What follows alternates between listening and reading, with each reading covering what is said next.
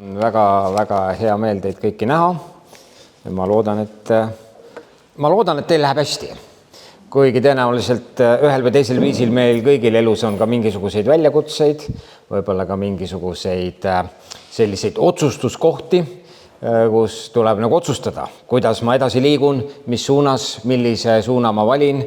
Ja need on ka nagu olulised kohad, et me neid kohti kuidagi koos Jumalaga nagu suudaksime ja oskaksime ka lahendada, sest et Jumalaga koos on meil alati garantii, et tema kannab meid läbi. Ükskõik, mis tuleb. Vahest me ise ei tea, mis tuleb, aga Jumal teab. Ja ta teab, mis on meile parim. Mul on täna hommikul ka südames üks väga selline põnev sõnum. Ma ise olen väga põnevil. Üldiselt ma olen üldse selline inimene, kes on põnevil, kui ma midagi teen, siis ma teen seda vaimustusega ja kui ma midagi räägin, siis ma vähemalt mõttes panen ennast kuulajate olukorda.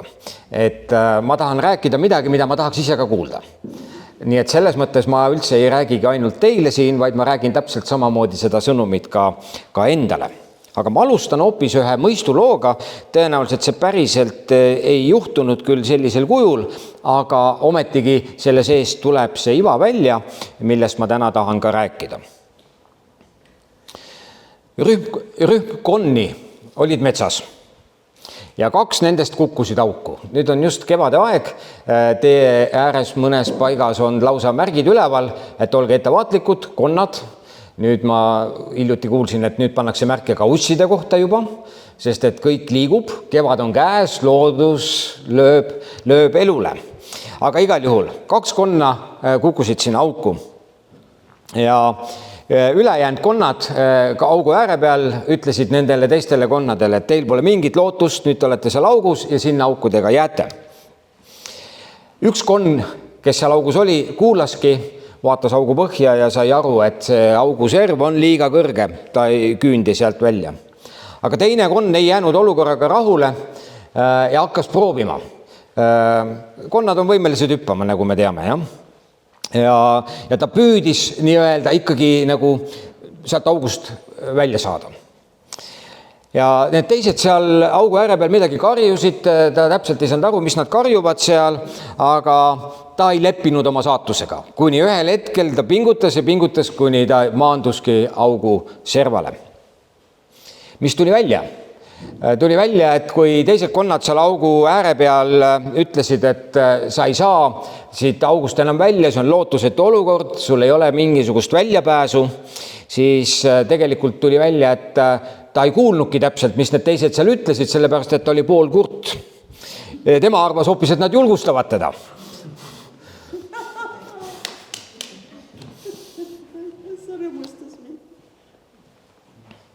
Inimestena me vahel oleme üsna sarnased nagu need konnad. Kui me näeme ühte olukorda, milles me oleme, ja me näeme, et see on võimatu, siis see ongi võimatu. Ja kui me oleme mingisuguses olukorras, kus me näeme, et seal on mingisugune võimalus, valgus tunneli otsas paistab või seal on mingisugune lahendus olemas, siis me hakkame selle poole liikuma, sest et see annab meile lootust. See annab meile lootust, et see tänane hetke olukord ei määra minu lõplikku saatust ja minu tulevikku. Ja selles mõttes ka see, kuidas me elule vaatame, kuidas me vaatame oma elule, oma olukordadele, milles me oleme, see väga palju määrab ära, mida me tegelikult elult saame. Üldse. Ma tahan täna hommikul lugeda teiega teksti 1. Moosese raamatust. 1. Moosese raamatu 13. peatükk. Ja ma loen alates salmist 14 kuni salmini 18.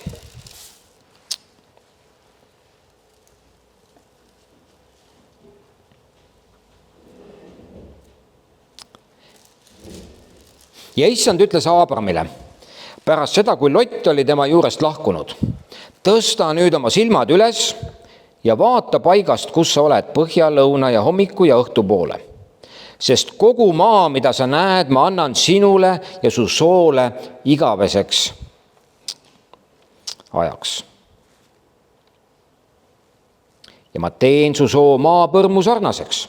Kui keegi suudab maapõrmu ära lugeda, siis on sinugi sugu ära loetav. Võta kätte, käi maa läbi pikuti ja põiki, sest ma annan selle sinule. Ja Abram võttis telgid ja tuli ja elas Mamre tammikus, mis on Hebroni juures, ja ta ehitas sinna altari Issandale. Ma ei tea täpselt, kui tuttav sa oled kogu selle looga, selle kontekstiga, millest see tekst pärit on. Aga Abraham oli ühes väga kummalises olukorras. Ta oli tulnud ära Uurist, sellest räägivad juba eelmine peatükk 1. Moosese raamatus, ja siis ta läks Egiptusesse. Ja nüüd ta tuleb Egiptusest tagasi, 13. peatüki esimesed salmid enne seda loetud teksti.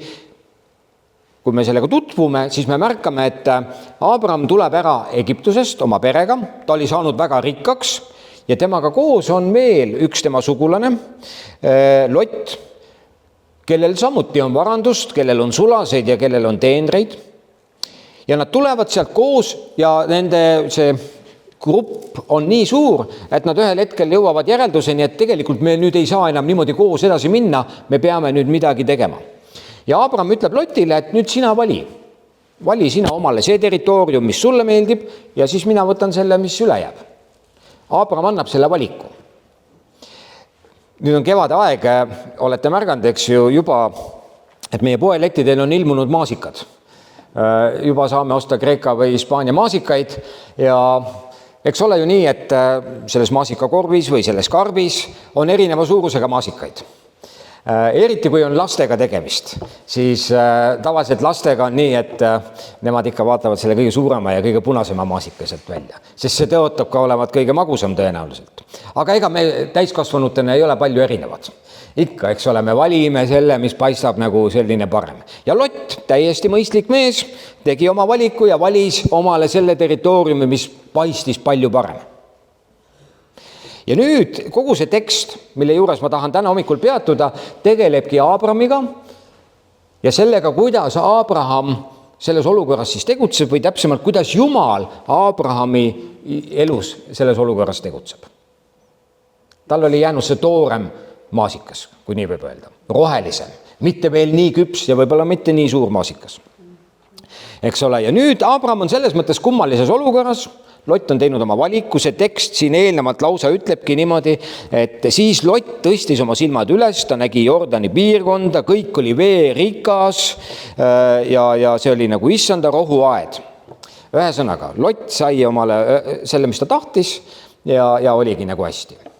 Ja vahel on see ka meie elus nõnda. See ei ole alati niimoodi, et meil on need valikukohad, aga vahel me elus tajume justkui seda, et me oleme nagu olukorras, kus see perspektiiv, mis on meie ees, ei ole nii hea kui see perspektiiv kellegi teise ees. Võib-olla ta pole seda otseselt isegi valinud, aga tema elu läheb justkui paremini või asjad lähevad temal paremini. Ja me näeme ennast kuidagi niimoodi, et meil on jäänud see väiksem maasikas või see toorem maasikas. Ja selles suhtes igal juhul Abraham on sellises väga kummalises olukorras. Aga see lugu näitab, minu sõnumi pealkiri täna on tõsta oma silmad üles. Tõsta oma silmad üles. Ja ma tõesti usun oma südames, ma olen palves seda ette valmistanud ja ma usun, et see on sõnum meie kogudusele, aga ma usun, et see on sõnum ka meile igal ühel isiklikult. Ja ma olen täiesti nõus Marianaga, et ükski meist ei ole täna siin juhuslikult. Jumalal on mingil põhjusel, tal on see sõnum meile edasi anda. Ja mitte ainult meile üldises mõttes, vaid ka sinule isiklikult. Ja see lugu näitab meile, et tegelikult, kui me arvestame Jumalaga, siis ei loe üldse see, millega sa alustad, vaid kellega sa alustad.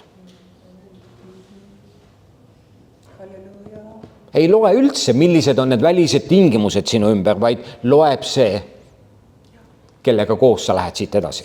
Ja kas sa lähed koos Jumalaga edasi. Abrahami positsioon inimlikult vaadates oli kehvem kui Lotil. kuid pärast seda lugu me Lotist enam suurt midagi ei kuule. Läbi kogu piibli me enam Lotist palju ei kuule, jah, Uues Testamendis mõned viited ja need on ka pigem negatiivsed Loti suhtes.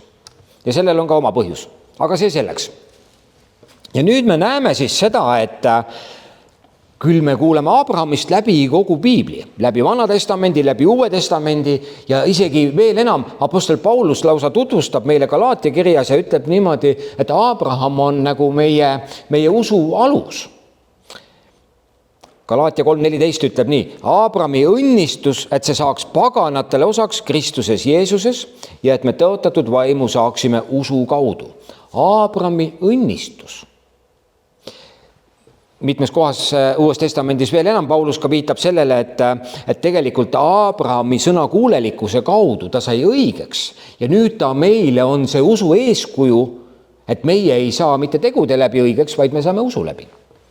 Nii et Abraham on igas mõttes üks mees, kes nagu üks punane niit, mis läheb läbi Jumala loo, läbi ajaloo, läbi inimkonna ajaloo.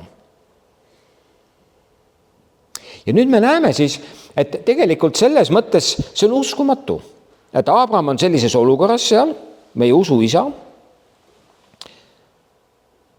Meile vahel tundub niimoodi, et need edukad piibli inimesed või edukad inimesed elus, et mis nendel viga? Nende elu läheb nagu nuga läbi sooja pehme või. Nendel ei ole raskusi, nendel ei ole mingeid muresid, nende elu läheb ainult nagu lepase reega, ainult hästi. Midagi väljakutseid ega halba seal ei ole. Aga mina vaene inimene, mis kõik mina pean läbi elama ja kannatama ja kuidas mina pean kõigi nende olukordadega ja väljakutsetega toime tulema. Miks minul see kõik on nõnda? Kui me õpime need inimeste elu tundma, siis me esiteks näeme piiblis, Jumal kasutab tavalisi inimesi, täitsa tavalisi inimesi nagu sina ja mina. Jumalal ei ole lemmiklapsi, me kõik oleme tema lemmiklapsed, sina ka, kes sa võib-olla täna hommikul arvad, et ma olen kõige läbikukkunum elus, minul ei ole mingit tulevikku, mul ei ole mingit lootust. Jumal võib teha sinu elu kaudu midagi, mida sa ei kujuta üldse ettegi. Ja sellest me täna saame veel rääkima. Nii et selles mõttes see on uskumatu, kuidas kurat tegelikult valetab meile. Ja tahab meile pähe määrida seda ideed meist kui kellegist, kes me oleme õnnetus. Meie elu on õnnetus, varemed ainult võib-olla ümberringi. Ja me nagu näeme ainult seda, mida me ei saa, mida meil ei ole ja mis kunagi ei tule. Ja me näeme ainult seda augu põhja. Selle asemel, et näha koos Jumalaga sinna, kuhu Jumal tahab meid viia või kuhu Jumal tahab oma tööd viia ja tahab meid kaasata sellesse töösse. Nii et saatan on alati valetaja. Nii et kui sa koged oma elus, et tuleb mingisugune süüdistus, tuleb mingisugune selline raskus, mina ei ole mitte midagi, mina ei ole mitte keegi, mitte midagi ei saa juhtuma, siis ole üsna kindel, et see aadress, kust see pärit on, ei ole Jumal. Ole üsna kindel. Kui Jumal juhib tähelepanu millegile, siis Jumal teeb seda õrnalt, ta teeb seda nii, et seal on alati üks lootus. Saatana sõnum meile on nii, et seal ei ole kunagi lootust. Kõik on läbi, unusta ära, siit ei ole enam mingit teed edasi. See on saatana viis meiega suhelda. Jumala viis on näidata meile väljapääsu. Näidata meile alati, et seal on üks tee edasi. Sest Jeesuse surmal ei oleks olnud mingit mõtet, kui nii-öelda patt, surm ja kurat määraks meie lõpliku saatuse. Jeesuse surmal ei oleks mingit mõtet, aga Jeesus suri ja ei ole lootusetut olukorda. Ei ole lootusetut situatsiooni. Ei ole needust, ei ole pimedust, mida Jeesus ei saaks muuta valguseks ja pöörata tõeliseks õnnistuseks. Ei ole ühtegi olukorda.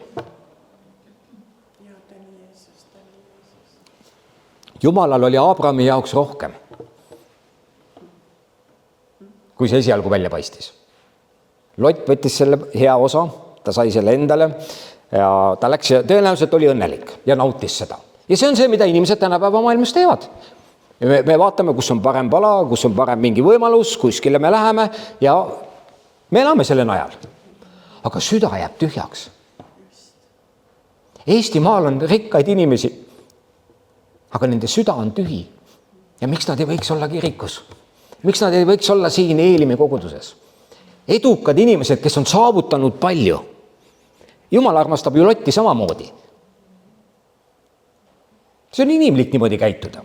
Ja see ei ole, et me heidame ette Lotile või nendele inimestele, kes elavad nagu nende asjade nimel, mis selles maailmas meile pakutakse.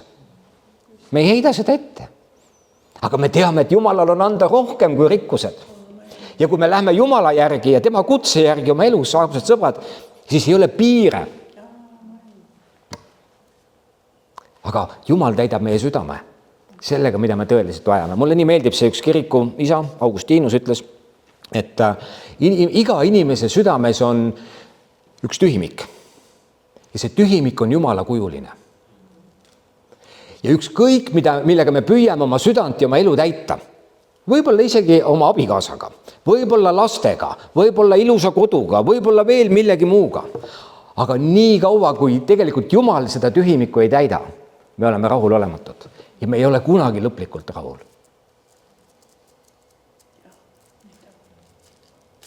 Jumalal on meie jaoks rohkem. Ja nüüd Jumal ütleb Abrahamile siin 3 asja ja nende 3 asja juures ma tahan lühidalt peatuda täna. Esimene asi, mida Jumal ütleb Abrahamile on, tõsta nüüd oma silmad üles. Tõsta oma silmad üles. Väga raske on vaadata kaugemale, kui me vaatame ainult augu põhja. Ja kui me vaatame augu põhja, me isegi ei vaata sinna augu servale. Et see võiks olla see koht, kuhu me võiksime uuesti tagasi jõuda või kuhu me võiksime üldse jõuda.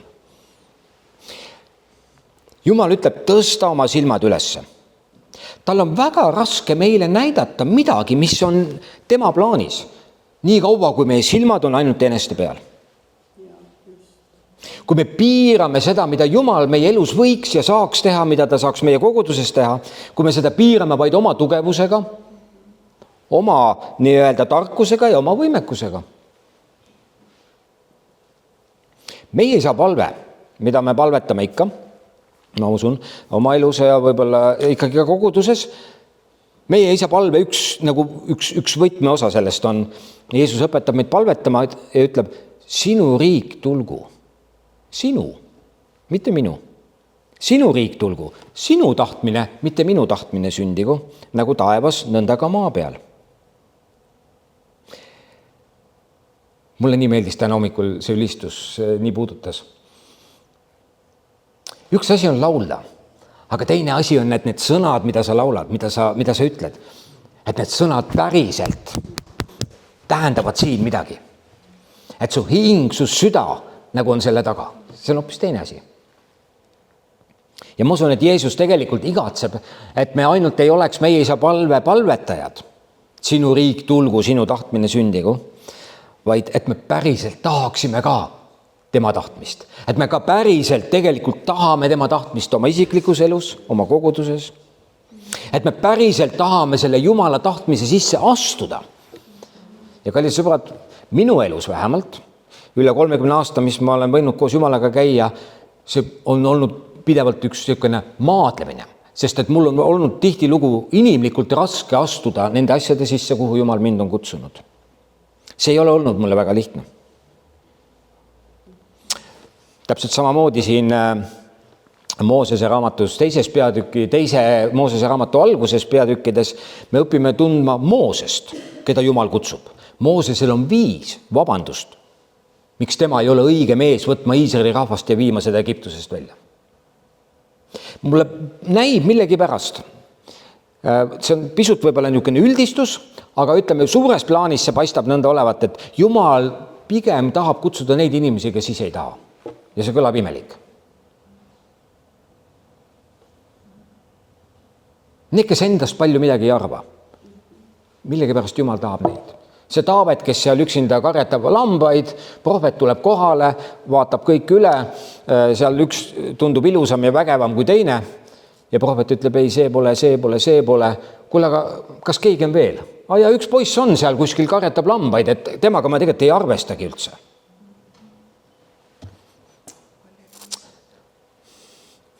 Ja prohvet ütleb, minge kutsuge ta. Ta tuuakse kohale ja prohvet ütleb, see on see mees. Võtab õlisarve välja, kallab ta peale ja sellest mehest sai kuningas Taavet. Iisraeli kõige suurem kuningas, kes ehitas selle riigi üldse üles. Ja Jumal ütles, et Taaveti troon, see kestab igavesti.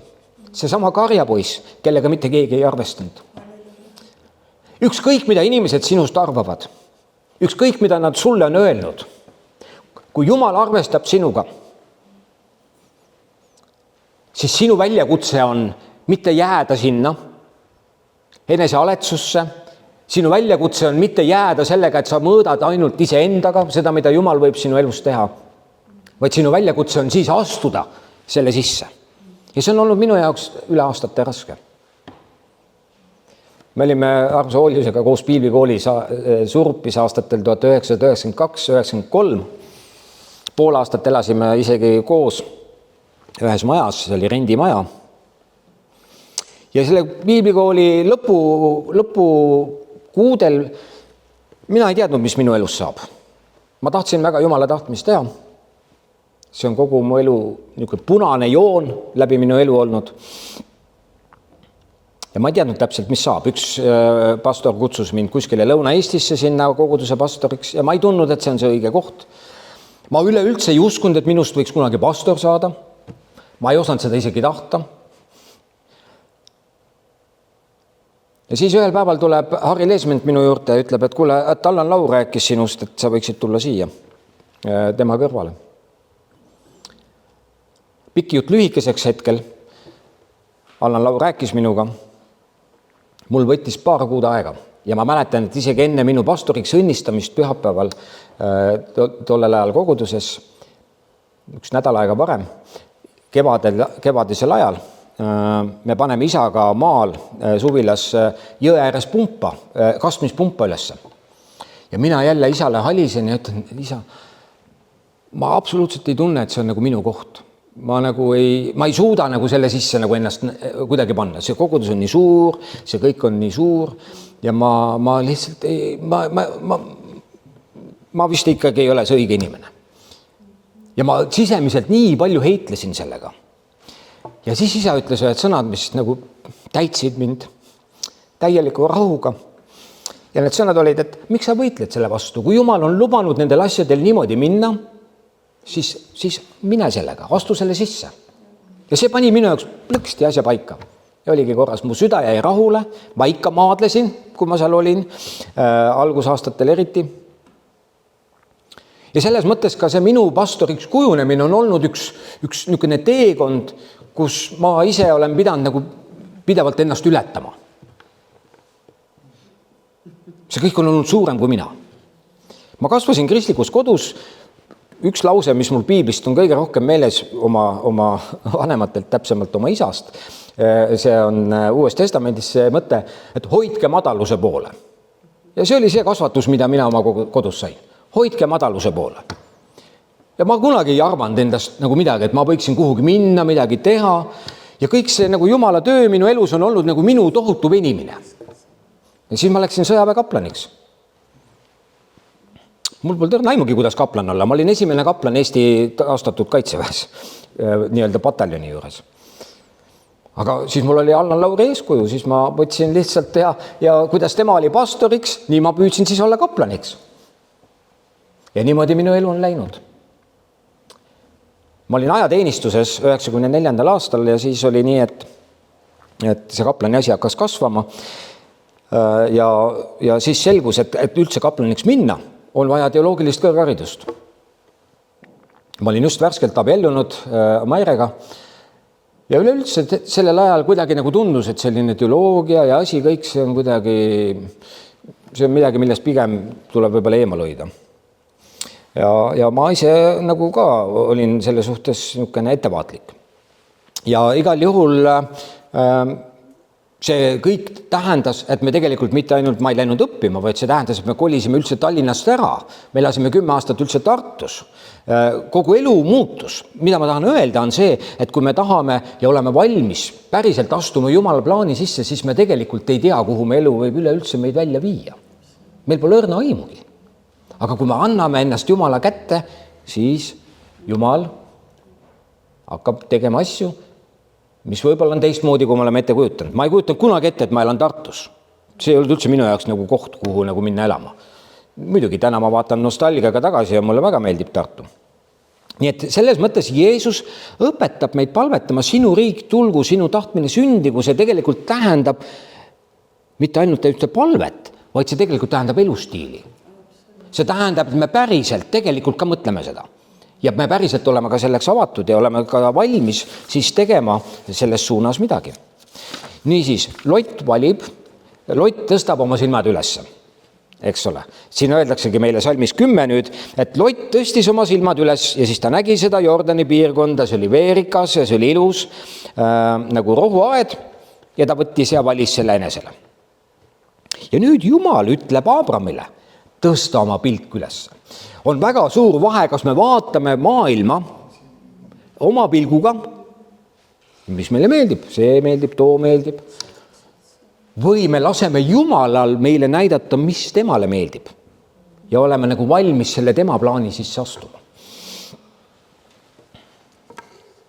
Teine asi, mida Jumal ütleb Aabramile siin, esiteks ta ütles, tõsta oma pilk üles ja nüüd ta teiseks ütleb, ja vaata paigast, kus sa oled. Vaata paigast, kus sa oled. Meil kõigil on üks koht, kus me täna oleme. Ma ei räägi ainult geograafiliselt, aga ka vaimselt, mentaalselt, igas mõttes meil kõigil on mingi koht, kus me täna oleme. Ja see koht, kus me oleme, tihtilugu mõjutab ka seda, kuidas me vaatame sellele, mis on meie ümber. Eks meil ikkagi tundub, et kui meil on mingid väljakutsed, kas kodus või suhetes või mingites muudes olukordades, siis me näeme seda oma olukorda ja me näemegi seda sellisena. Ja selles mõttes Jumal kutsub Aabrahami vaatama sellest paigast, kus ta on. Meil vahel on inimestena kiusatus nagu mõelda, et kui ma ainult sellest olukorrast saaks välja ja ma läheks sinna teise kohta ja ma sealt vaatan, hoopis teine asi kohe. See on väga raske vaadata lootusrikkalt seda kohta, kus sa oled, selles mõttes, kui sa oled seal nagu oma olukorra sees ja sa näed ainult seda mingisuguse raskusena. Ja see on põhjus, miks ma tõesti, kallid, nagu väga usun, et miks me kristlastena ja üldse inimestena, aga eriti kristlastena, kui me nimetame ennast Jeesuse nimega, miks me peaksime iga päev palvetama ja võtma aega piiblit lugeda? Mitte sellepärast, et lihtsalt käsumeelselt nagu nii-öelda linnukene seina peale saada, et ma olen tubli olnud jälle täna, ma avasin piibli, eks ole, või et ma tegin palve või palvetasin, vaid tegelikult me vajame seda selleks, ja ma olen selle kirja pannud, see minu arvates on see ülioluline. Me vajame seda selleks, et me saaksime teadlikuks, mida Jumal meist mõtleb. Mida Jumal sinust mõtleb, mida Jumal minust mõtleb. Ma saan teadlikuks. Mida tema minu kohta ütleb oma sõnas. Kelleks tema on mind loonud ja milliseks ta tahab, et ma veel saan. Vau, see on ohoo.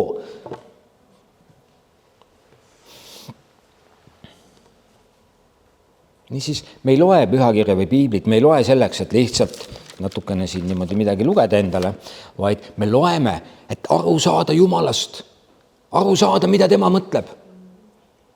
Ja kui me hakkame aru saama, mida tema mõtleb, siis see hakkab kujundama meid.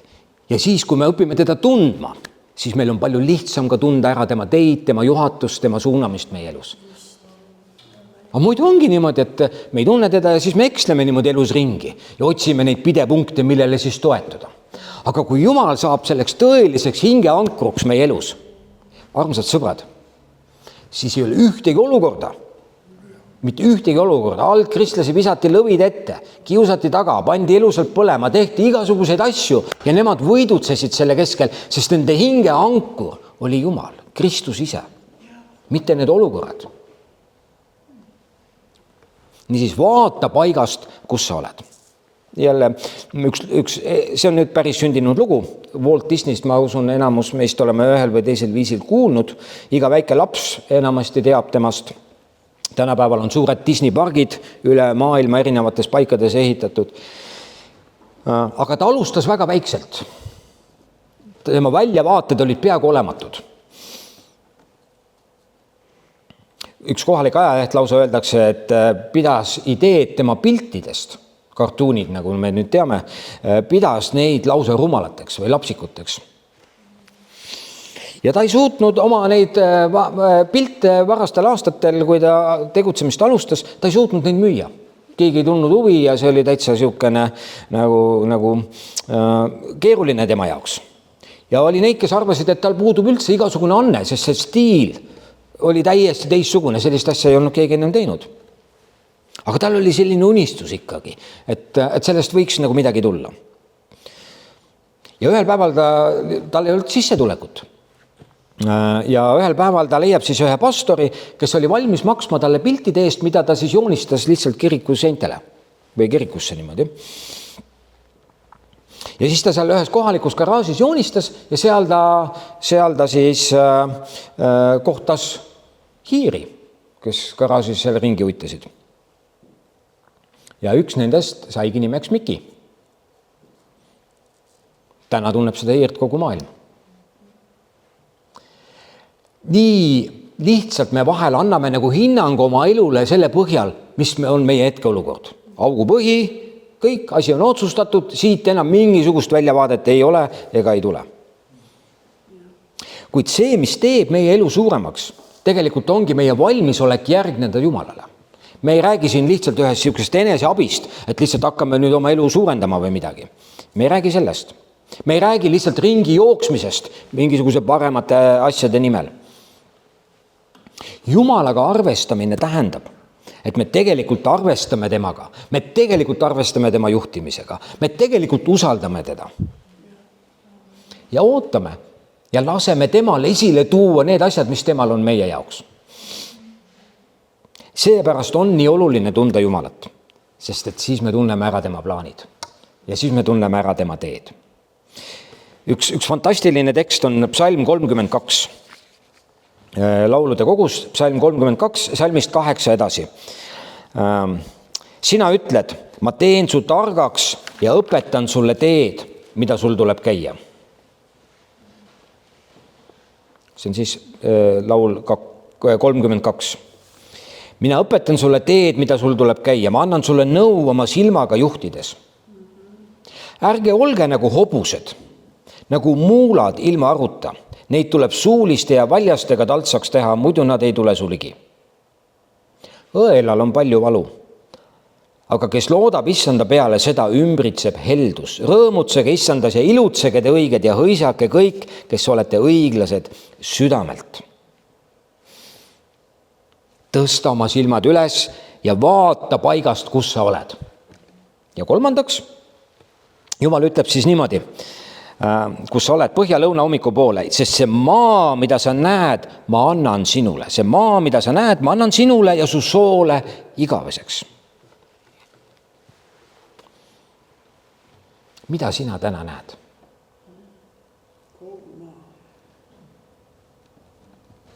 Mida me näeme? Mis võiks? Mis on need igatsused? Mingisugused asjad, mida Jumal on pannud meie südamesse. Mul on nii hea meel olnud kuulda, et Mariana alati palves Eestimaa. Eestimaa. Me kanname Eestimaa Jumala ette. Paulus kutsub ka üles meid palvetama kuningate, valitsejate, ülemate eest, et me võiksime rahulikku ja jumalakartlikku elu elada. See on Jumala soov. Et me näeksime endast kaugemale. Et me näeksime, mis on meie ümber.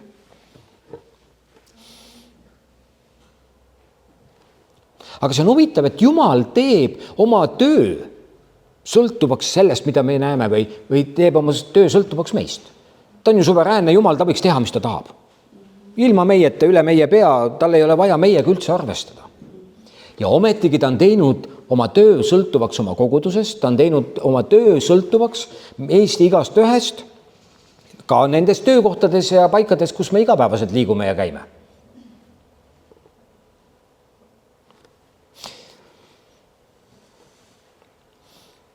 Ja paistab nii, et üks asi, millega nagu Jumal, kui nii võib üldse öelda, et Jumal maadleb millegiga, siis ta maadleb sellega, et meie nägemist suurendada või meie seda silmapiiri suurendada. Meie usku kasvatada. ja selle tõttu ka on oluline, et meie suhe, kui see kasvab koos Jumalaga, et siis kasvab ka meie usk. Ja kui kasvab meie usk, siis kasvab ka meie valmisolek astuda nende asjade sisse, mis ongi alguses võib-olla suuremad, kui meie oleme. Asjade sisse, mida me pole ennem teinud, millega me pole ennem kokku puutunud. Sa ütled, aga see pole üldse lihtne. See ei olegi lihtne. Elu koos Jumalaga ei pea olema iseenesest lihtne, aga kui see elu on koos Jumalaga, siis see tähendab, et selle Jumala kutse sees on varustus. Jumala kutse sees on see arm, et me kasvame selle sisse, mis on Jumal. Me kasvame selle sisse, mis on Jumal. Mis on tema plaan, milline on tema mõte. Kui me aga soovime mugavat elu, siis parem pakime oma pillid kotti. Kui aga tahame elada sellist elu, mida Jumal kutsub meid elama, siis see tähendab, et see on selline elu, kus Jumal määrab selle territooriumi suuruse, mitte meie. Jumal määrab selle. Ja need piirid võivad olla kaugemal, kui me suudame ette kujutada ja suudame üleüldse mõelda. Üks minu lemmikpalve aastakümneid on Vanast Testamendist 1. ajaraamatu 40. Seda tuntakse ka Jaabese palvena. Jaabes oli üks niuke mees, jälle üks täiesti tähelepanematu kuju piiblis, üldse üks ta ei ole peategelane, aga vaadake, mis ta ütleb. Tema palve kõlab nii. Õnnista mind rohkesti ja laienda mu maala.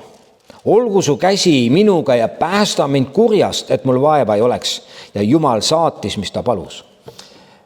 Piiblis ei ole väga palju palveid, mille kohta lausa piibli kirjutaja, teksti kirjutaja ütleb, ja Jumal andis, mis ta palus. No kellele ei meeldiks niisuguseid palveid paluda, mille peale Jumal ütleb, et yes, amen, seda palvet ma ootasin, et sa seda paluks. Tegelikult Jaabes, kui lugeda eelmist salmi, 1. ajaraamatu 4. peagi 9. salm, siis me näeme seda, et talle pandi nimi Jaabes, sellepärast, et tema sünnitas ta valuga. Ta sündis tegelikult oma vendade kõrval sellise lootusetu juhtumina. Me ei tea temast rohkem, tegelikult need 2 salmi ainult piiblis räägivadki Jaabesest. Aga sellest piisab, et me saame aru, et tema väljavaated elule ei olnud väga lootusrikkad. Ja Jumal kuidagi tegi midagi tema elus selle palve peale nii, mille peale öeldakse, et tema vennad teda austati rohkem kui tema vendi. Ärme alahinda, mida Jumal võib teha. Mida Jumal võib teha sinu elus. Sõltumata, mida arvavad sinu töökaaslased, mida arvab sinu ülemus, mida arvavad sinu naabrid, mida arvavad sinu ema, isa või sugulased või kes iganes, mida nad on öelnud, mis iganes on toimunud, mis on juhtunud, sõltub see, mida Jumal arvab. Ja kui sa lased sellel Jumala hinnangul enda kohta oma südamesse langeda, see võtab ära need koormad, aga mitte ainult koormad, vaid see tegelikult annab sulle tulevikku. See annab perspektiivi, mis võib olla, mis päriselt tema saab sinu elus teha. Sõltumata sellest, kuidas asjad on siiamaani olnud või sõltumata sellest, millised on olukorrad. Kallid sõbrad, ma lõpetan. Me oleme üles tõusmise ajas. Jeesuse rist on tühi. Jeesus ei ole ristil. Jeesuse haud on ka tühi. Me oleme üles tõusmise ajas, sõbrad. Jumal triumfeeris üles tõusmises nagu täielikult surma üle, kuradi väe üle ja ta näitas, et nendel asjadel ei ole viimast sõna. Jumalal on viimane sõna. Ja see oli nii nagu suveräänne tegu tema poolt, et sellele ei olnud mitte kellegil mitte midagi vastu panna. Ükskõik, millist nime kannab haud, kus sina täna oled. Ükskõik, millist nime. Võib-olla see pole haud, võib-olla see on augupõhi. Ükskõik, mis sind sinna on viinud, kus sa täna näed, et sa oled ja sa näed neid takistusi, sa näed neid piiranguid, sa näed, et siit ei ole väga palju väljavaateid. Ma olen täiesti veendunud, Jumal tahab tuua ühe uue alguse. Täiesti uue alguse. Veeretada ära kivi, mis oli inimestel võimatu, sest ta ikka veeretab kive. Ta ei teinud seda ainult 2000 aastat tagasi Jeesus hauaga. Ta veeretab ära kive meie eludest. Ja ta tahab meid tuua ülestõusmise elu sisse. Et see ülestõusmise elu ei ole ainult üks teooria, ajaloost, vaid et see pulbitseb sinu elus ja sinu südames sellisel viisil, et sa ei saa ennast tagasigi hoida. Sest see ülestõusmise elu sinu sees, see on otseses mõttes keeb üle. See on see elu, mida Jeesus tegelikult tuli meile tooma. Tõsta oma silmad ülesse. Tõsta oma silmad üles ja vaata paigast, kus sa oled. Ja see maa, mis on meie ees, selle tahab Jumal meile anda.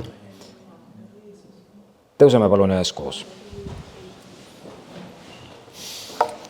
Enne kui me tuleme leiva murdmise juurde, me palvetame.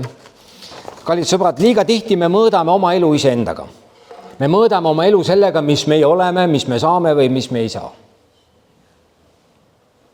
Mis oleks, kui me laseks siit edasi Jumalal mõõta meie elu?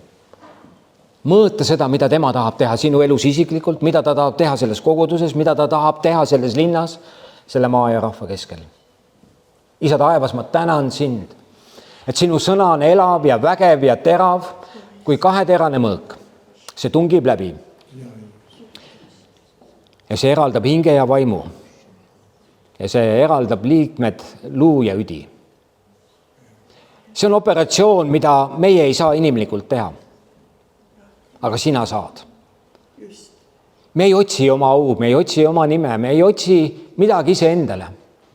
Aga meie siiras ja sügav südame igatsus on Jumal, et sina võiksid olla austatud selle maa ja rahva keskel. Meie südame igatsus on, et sa võiksid olla austatud meie eludes, meie elude kaudu.